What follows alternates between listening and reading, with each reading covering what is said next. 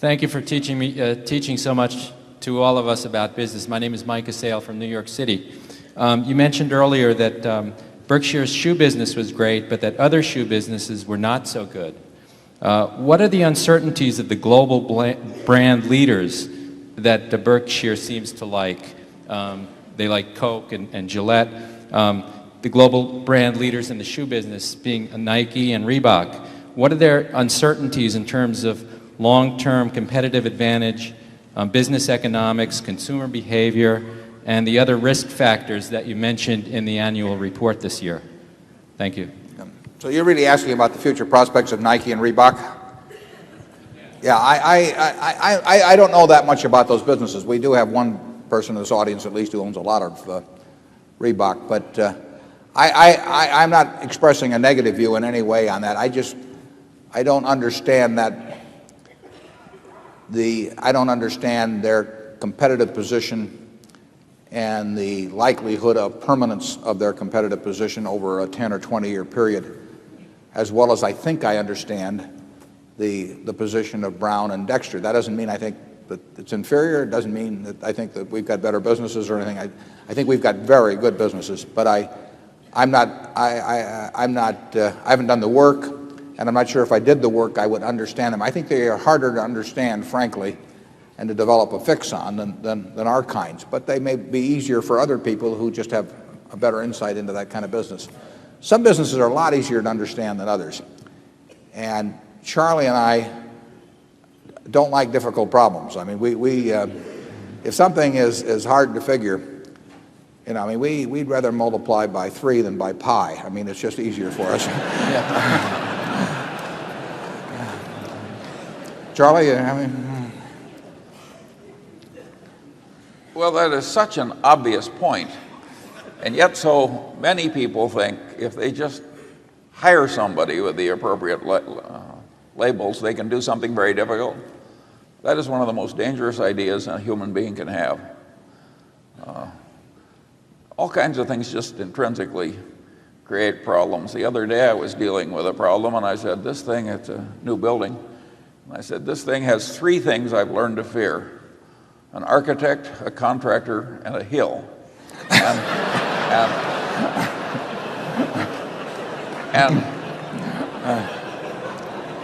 if you go at life like that, I think you at least make fewer mistakes than people who think they can do anything by just hiring somebody with a label. excuse me, go ahead, sir. You don't have to hire out your thinking if you keep it simple. You don't have to do, we've said this before, but you don't have to do exceptional things to get exceptional results. And some people think that if you jump over a 7-foot bar, that the ribbon they pin on you is going to be worth more money than if you step over a 1-foot bar. And it just isn't true in the investment world at all. So you can do very ordinary things. I mean, what is complicated about this? But, we're $3 billion pre-tax better off than we were a few years ago because of it. There's nothing that I know about that product or its distribution system, its finances, or anything that really hundreds of thousands or millions of people aren't capable of, that they don't already know. They just don't do anything about it. And similarly, if you get into some complicated business, you can get a report that's 1,000 pages thick and you got PhDs working on it, but it doesn't mean anything. What you've got is a report, but you won't understand that business, what it's going to look like in 10 or 15 years. The big thing to do is avoid being wrong. There's some things that are so intrinsically dangerous. Another of my heroes is Mark Twain, who looked at the promoters of his day, and he said, a mine is a hole in the ground owned by a liar. And that's the way I've come to look at projections. I mean, basically, I can remember Warren and I were offered $2 million worth of projections once in the course of buying a business, and the book was this thick. And for nothing. And we were given it for nothing, and we wouldn't open it. we'd almost pay $2 million not to look at it. I mean, it's ridiculous. I do not understand why any buyer of a business looks at a bunch of projections put together by a seller or his agent. Or his agent.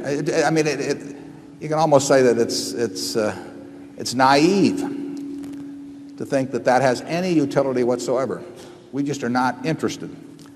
If we don't have some idea ourselves of what we think the future is, to sit there and listen to some other guy who's trying to sell us the business or get a commission on it, tell us what the future is going to be, like I say, it's very naive.